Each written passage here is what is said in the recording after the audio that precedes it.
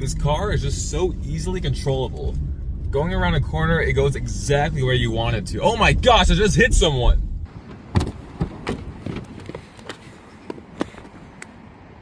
Katie's first drive in the Infiniti. Alright. I told her to remove the e-brake. And I'll go close the hood. Hey, keep the camera on me, you dumb. Are you gonna cry? The G37 is one of the best cars of all time. If you're a car enthusiast, which I'm sure you are because if you're watching this video, there are three really main important things to consider when buying a car. And yes, there are cars that are more comfortable, there are cars that are sportier, and there's cars that cost less to own. But none do all three as well as the Infiniti G37. This is a 2012 model, and it's actually my second Infiniti. I got this one in April of 2021, and my previous one was silver, and I got it in 2016. So I've had 9 years with the same car, same type of car. So I'm pretty experienced with it, and I love it so much. It's like the perfect daily driver. Let's just start with something simple. Getting in. I have a key here. Oh no, it's a hot summer day. What are you gonna do? You wanna cool off the car? Hold the unlock button. Are you crazy? There we go. Wow, all the windows opened up. Which not a lot of cars do that. But you can't roll them back up with the lock button, like you should. You have to stick the key in to the lock, twist it, and then they'll roll back up. Okay, the opposite way. There we go. That is a fantastic feature. I've owned this car 9 years, and I probably used it like 3 times. It is a good feature though. But what's brilliant is the keyless entry system. So most cars, behind the driver's door handle or other handles, there's a sensor that immediately unlocks the car, which I do not like because sometimes I want to try to open the door and make sure it's locked. But this car, it has a button. It's very simple. You just press it once for unlock, you press it twice to unlock all the doors, and then you press it once again to lock it. Is that your seat setting? It looks very uncomfortable. Yeah, this is my dad's position. Look at it. Look at this. My head, good thing there's a sunroof in this car. Yeah. But these seats, these are power seats, which is not really necessary. I could do without them, but power seats means one thing. Darn. Memory seats. And you just have to press it and it does everything for you. That way if you need to get something in the back that's stuck under the seat, you can just press it, it'll do all the work. Some cars, like Mercedes-Benz, makes you hold down the memory setting the whole time, which is worse. So power seats and manual lumbar for the driver. Very important. Nothing for the passenger. Womp womp. But the seats themselves are some of the most comfortable I've ever sat in. They're not the most cushy, there's like no cushion at all, but the bolsters are very good. They're very comfortable and supportive, especially around corners, it's pretty good. And they have perforated leather, and the front seats are heated. And here's the thing, most cars have 1 or like 2 to 3 stage heated seats. This thing has 6, which I'm not sure why, because here, let me do an impression. Here's an impression of everyone who's ever used a heated seat in a car. Ooh, I'm cold. Let me turn the heated seat all the way up. Okay, I'm good now. I'm gonna turn it all the way off. That's it. We need on and off. There's just a bunch of little details that make the ergonomics and like interior layout of this car just perfect. Let me show you some of them. Starting with the door panel, there's all 4 windows are completely automatic. This little cubby does not fall through, so you can put like coins or whatever you want in here. You have the door pocket with a cup holder for water bottles. The entire gauge cluster moves with the steering wheel as one unit. The steering wheel itself is just, I mean, it looks nice. The thickness is not too thin, not too thick. Feels nice, and I especially love the volume knob, because most volume knobs on steering wheels in cars, they're buttons that you press them up over and over again, but this one is a nice, easy kind of rubberized slider, and it's just seamless, perfect, and it's on the left side, which is where you want it. Because if if it was on the right side, you could use the knob. But if you want to use your left hand, here it is. This nice seamless center console here, the cup holders, and the cup holders, you can open them up to be a full storage unit. There's no separation in the middle like some cars have. The center console, very soft, very light lid, and you press that button to open it, which is perfect. There's a little bit of storage here with a little alcove for a wire because there's a 12 volt and USB power outlet in there. But I love this button because you can just press it with your middle finger. It pops right open. You can press it with your thumb. I mean, you know how to open things, but look, it just completely opens on its own. There's a little tiny storage area in here with another 12 volt, and I put my garage door opener in here. These climate controls are super easy to figure out. You press this for, you just press it in to sync it. You press this one in for the automatic climate control.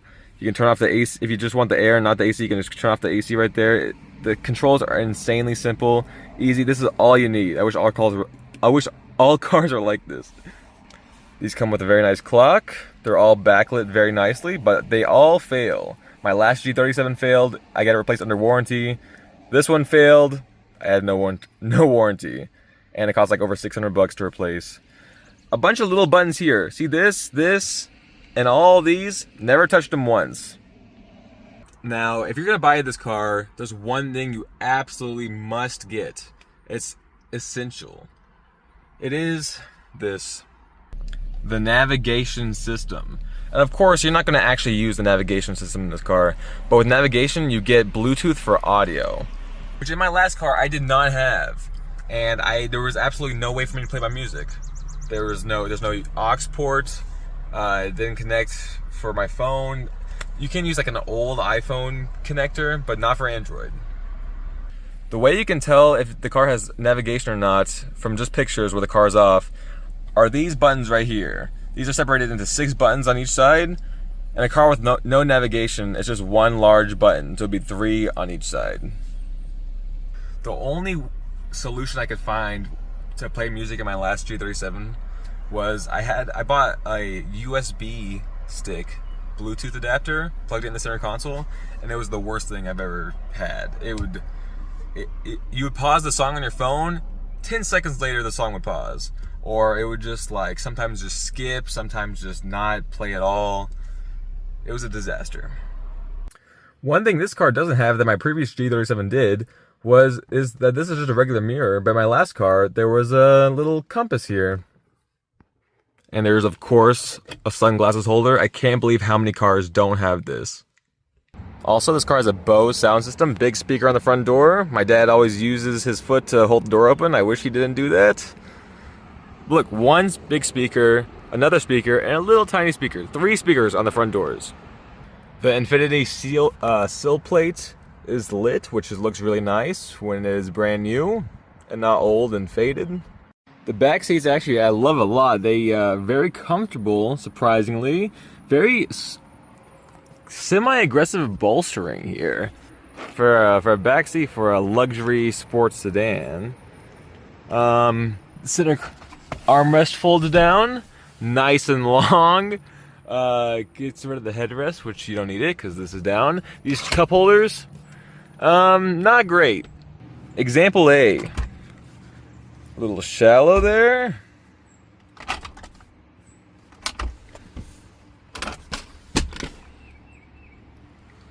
There is no example B. There are 2 storage nuts on the back of the back seats. Climate vents here. Little small. One thing I absolutely love, there's no center dome light. You have individual lights on each side, which lights up the whole cabin much easier. There are no storage pockets on the back doors, which kind of sucks, but at least you have this little tiny one. These back seats don't actually fold down, but there is a pass-through. Here's Johnny! One not so great thing about the passenger floor, look at this. This giant hump right here sticks up, cuts into the footroom of the passenger. Actually quite a bit. It's kind of uncomfortable to sit here. You have to have your legs stretched all the way out.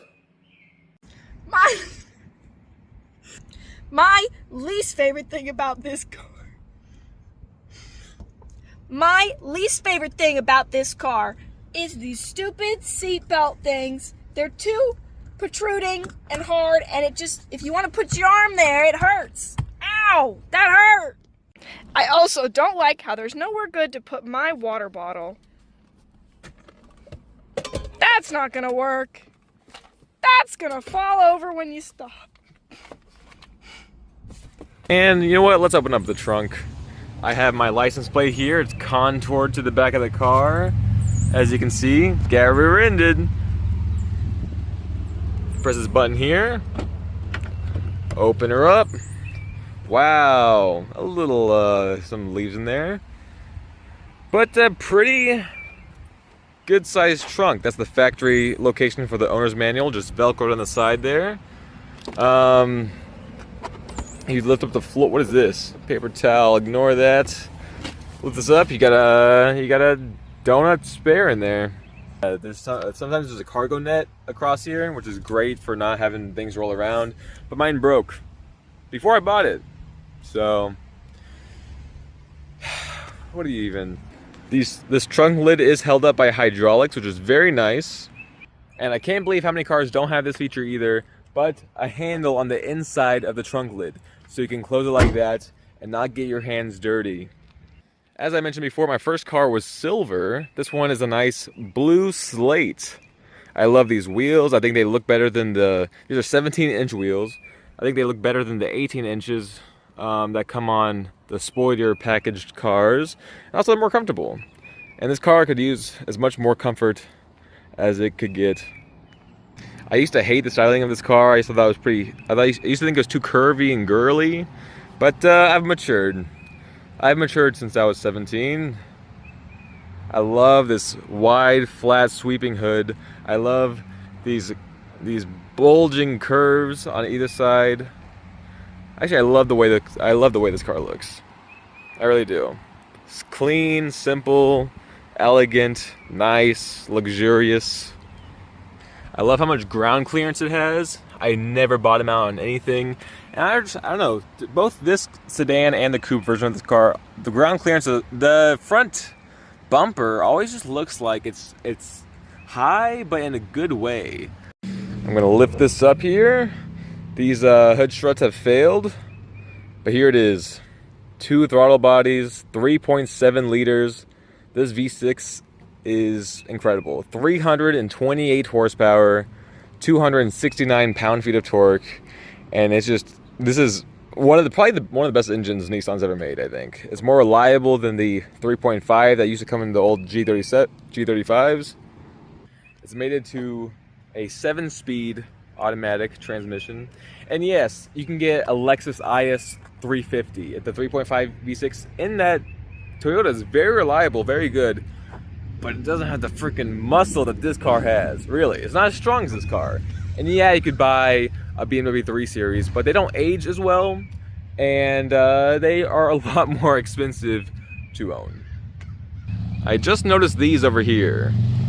Is that disrespectful? I didn't even realize it until right now. I mean, I thought I was just going to a church, but rest in peace. The performance of this car is... The performance of this car is fantastic. It's rear-wheel drive, huge benefit of any car for the most part. 0 to 60 is like 5.3 seconds. Top speed 165. I personally have done like 130 something, but that was 17. Yeah, I'm cool. I haven't gone that fast since. Because, you know what, driving fast is pretty scary and dangerous. Youngsters, listen to this. But it's actually particularly not the best in this car. This car's not the best highway car because even though it feels kind of heavy, but also on the highway it feels kind of light. Like the wind can move it a lot. And look at this. These tires are not the widest. And actually, I feel like they're pretty skinny for a car like this. Wide car. Whoa, that is That's not the most stable thing in the world. In most cars, when you want to wash the windshield, it'll do the windshield wipers first and then spray, which is, that's terrible. In this car, look how much it comes out first and then washes it. That's just perfect. One of my favorite things about this car is the backup camera. This is actually an insanely high quality backup camera. I have even like an S-Class from like the 2007 to 2013 does not have as good of a backup camera as this. This never has any bad shadows. It's a perfect representation of what you see at the back. It's very accurate, and there's nothing left up to interpretation. Everything is right there and clear. We're in normal driving mode here. As you can see, it says D. But to put it into sport mode, the easiest, coolest sport mode ever, you just shift it over like that while you're driving, and people think you're attractive and sexy. And then you can shift manually yourself if you want to. I never do it because I'm always afraid of messing it up. And see, you're in sport mode. I don't think sport mode does anything particularly effectively. I just think that it just holds whatever gear you're in longer so that the revs get higher and you go faster. I think that's literally the only thing the sport mode does. Yes, my check engine light's on. I have high flow catalytic converters from Kinetics. And I never got the car tuned, so yes, it does run a bit rich. But man, this car pulls. I'm not even in sport mode.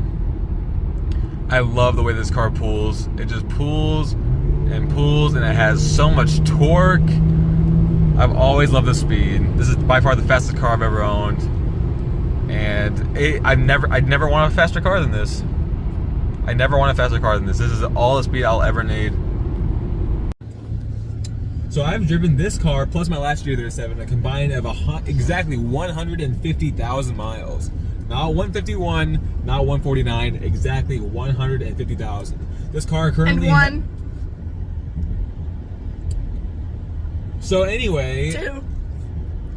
But that car had a few problems. One, like valve covers. A few. A few. A couple. Oh, do you know what's not a couple? So, my last Infiniti G37, I had 115,000 miles, 115, and I had a couple problems. One, the valve covers needed replacing. That happened under warranty for me. And also, one time I was driving and then popped a heater hose at the back of the engine. It's very common for this car. It pops, coolant's everywhere, the car temperature starts rising. I don't know if I could have driven or not, but I stopped driving it because I didn't know what was going on. It was all smoky and the car was overheating, so I just got that towed. So it technically did strand me. It left me stranded. And then for this car, the same thing happened. The heater hose popped and it left me stranded again. And also, my last visit to the mechanic after I just did my third transmission fluid change and I did a diff fluid change. This car has 167,000 miles. And they tell me that my valve covers need replacing again, which they quoted me $1,700. And also, a new one, my steering rack is leaking. And for that to be replaced, they told me it's gonna cost $4,200. So that's about $7,000 in repairs. And this car has 167,000 miles. And I'm like, you know what? I have 4 cars. And my dad wants a different car, so I'm like, you know what, it's a good time for me to move this along. To move it along. To the junkyard. Not to the junkyard. This car has been really properly maintained other than that. You think they're gonna resell it?